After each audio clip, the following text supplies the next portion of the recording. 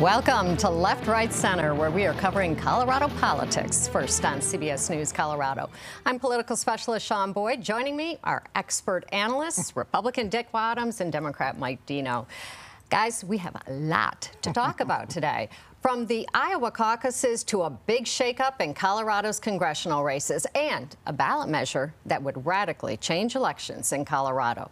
Let's start with former President Donald Trump's landslide win in Iowa and what drove it. Polling by CBS News shows the economy was the top issue for caucus goers, followed closely by immigration. They wanted a candidate who shared their values and fought for them, and they largely dismissed Trump's legal issues. 6 in 10 saying if he were to be convicted of a crime, he would still be fit to be president.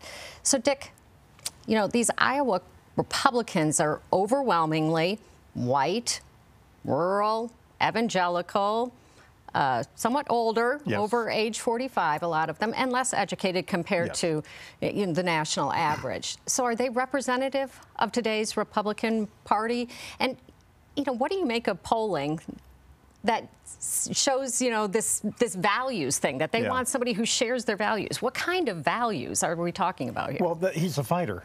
It really comes down to that, Shaun. They see him as a disruptor, as a fighter, and they saw that's why he got elected and nominated in 16. That's why he almost won in 20.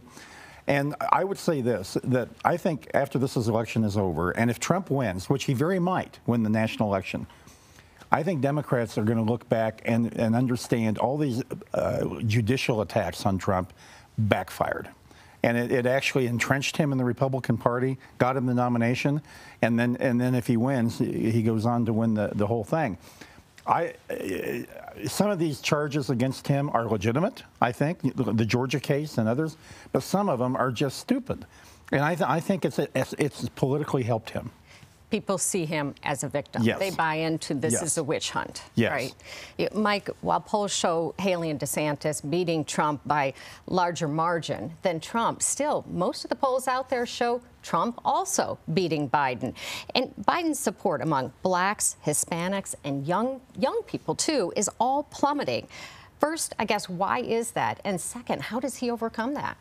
Well, first off, it's early. Yes, it is. And for us, we talk about it a lot. So it's been like it's been going on, but it is early in the campaign.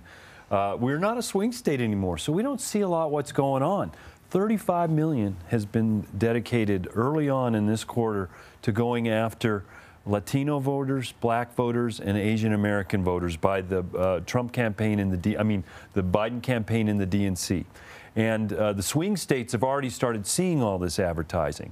And so they're working on it. These groups aren't monolithic. You guys know that. I mean, nobody's monolithic. And the problem is here, though, and I think the big question you're asking is, you know, can he afford to lose any of those groups? No, that's the bottom line. He needs as many voters, young voters, black voters, Latino voters, as he can get. And right now, he's probably in a deficit position, but that's what a campaign's for. You got to go out and get them. Right, you're right. It's still early. Yeah. The New Hampshire primary, the next one up, Tuesday. The electorate is far more moderate and educated than Iowa's, and the primary is open to unaffiliated voters. So I want from both of you predictions.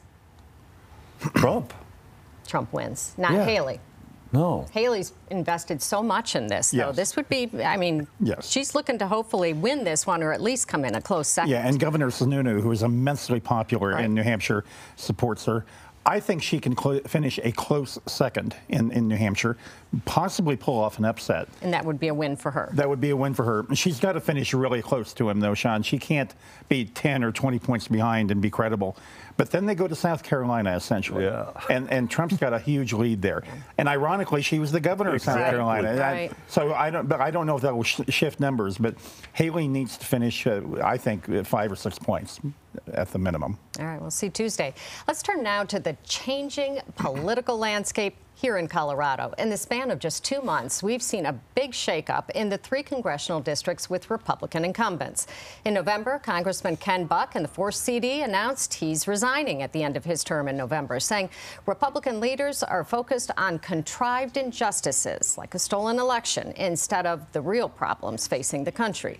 Then in December, Congresswoman Lauren Boebert announced she was running to replace Buck, switching from the 3rd to the 4th CD. She said she needed a fresh start after a difficult year. But the truth is, the third is far more conservative.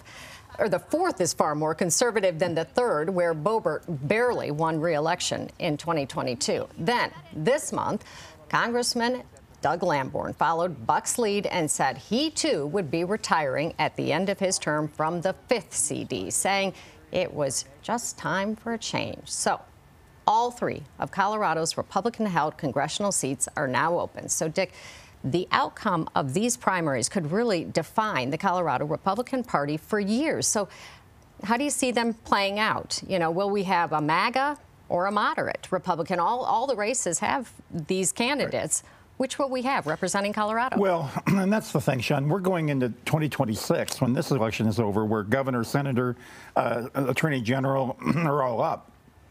If we don't start bringing this party back in 2024, and this is the opportunity to do it by electing some strong mainstream Republicans to Congress.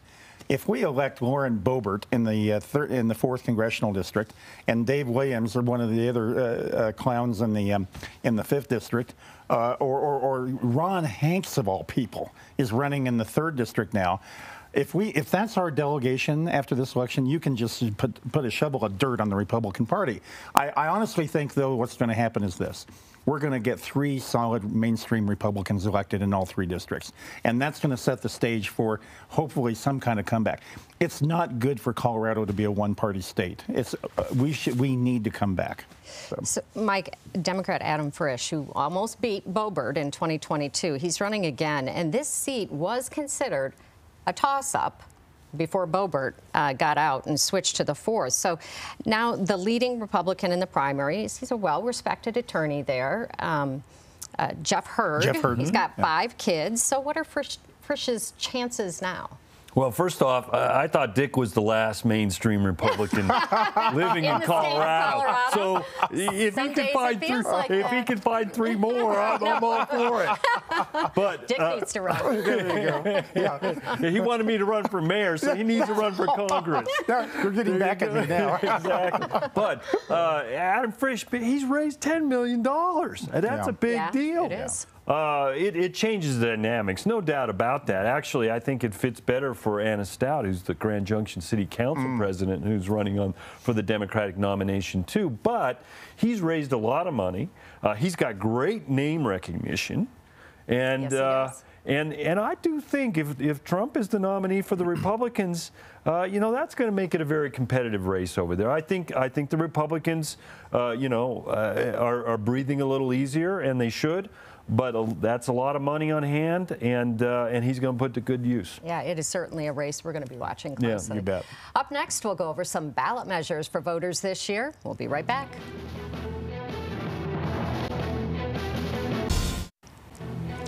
Welcome back to Left, Right, Center. In addition to big races this election year, Coloradans will also decide some big ballot measures. The state board that decides which initiatives make the ballot has given the initial okay to a proposal that would drastically change elections here. Instead of holding primaries and caucuses, all candidates, regardless of party, would appear on one ballot.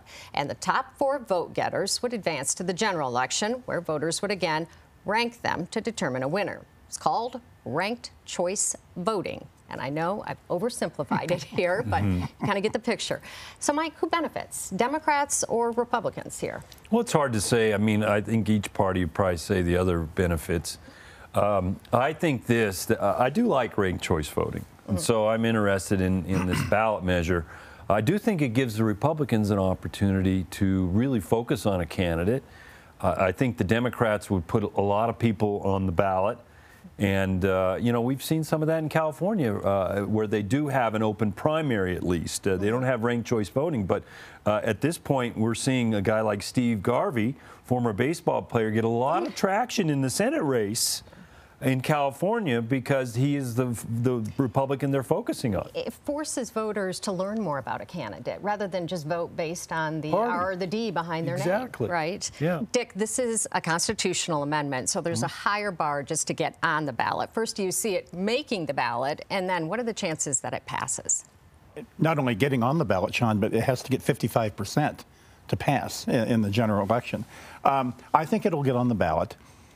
I think that including ranked choice voting is a weakness, though. I think if the voters just had the choice of going to an open primary where the top two run in the general election, that's a simple concept. I think it strikes people as fair. It's something that I support. But I think ranked choice voting might be a step too far.